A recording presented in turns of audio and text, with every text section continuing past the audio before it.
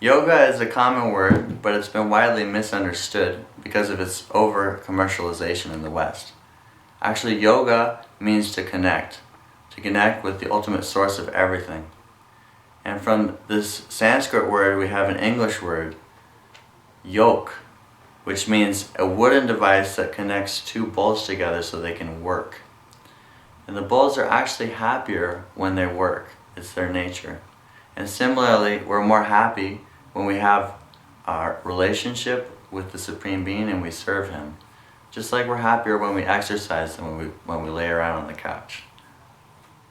The word Bhakti is less common, but is gradually becoming widely known, as much so as other Sanskrit words like mantra, guru, and karma.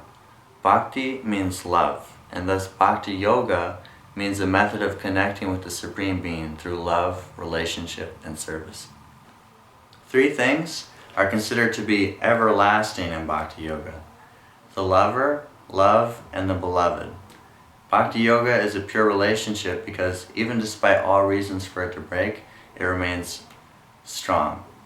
In this world, relationships are temporary, and although there's nothing wrong with having them, we experience some limitations that we don't like. Due to time and circumstance, we may become separated or feel discontent. But Bhakti Yoga is not like that. It's always joyful, and it can be practiced and experienced at any time or place without hindrance. This may seem like another self-righteous religious dogma or spiritual doctrine, but it's not.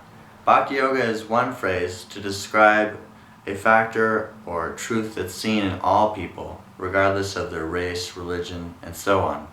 Service and love is common to everyone. Because no one's independent, we naturally serve others to fulfill ourselves. We work really hard to get a nice career or job, and that's why people go to college. And similarly, everyone loves someone. We love our friends, family. When we get old and they pass away, we get a dog or cat to love.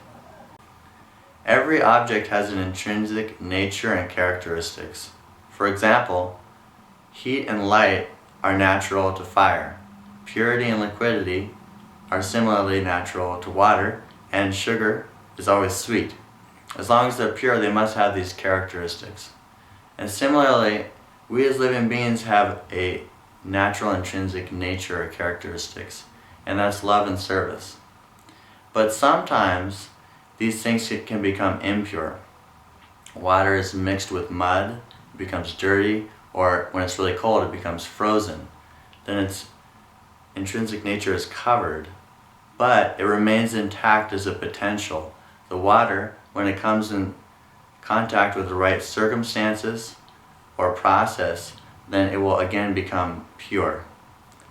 And so, similarly, our nature as living beings is to have pure love, to always be happy, and to have eternal life. And as long as we're not experiencing these things, we should understand it's because of a transformation of our original nature.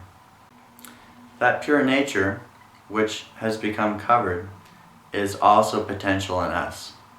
And the only reason why we don't have it is because we've forgotten our relationship with the Supreme Person, Krishna, who is our ever friend and well-wisher.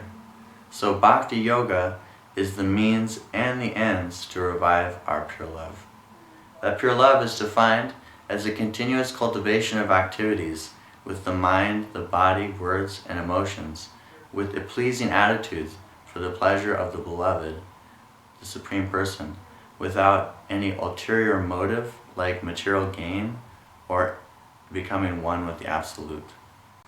It's described in comparison with the relationship between the stomach and the limbs of the body, like the hands and the legs. When the hands and the legs work to get food to feed the stomach, they also become nourished because there's an intrinsic mutual self-interest between them. So similarly, we have that relationship with Krishna.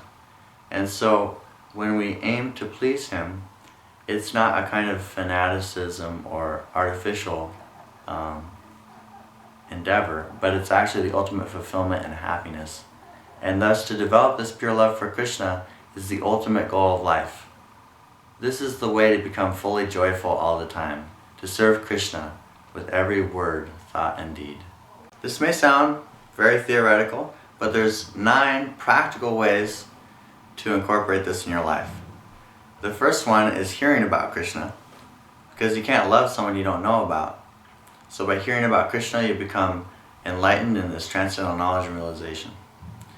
The other methods are speaking about Krishna, or chanting his name, remembering Krishna, serving those who are dear to Krishna, worshipping Krishna's form, offering prayers to Krishna, considering oneself a servant of Krishna, making friends with Krishna, and dedicating one's life for the service of Krishna.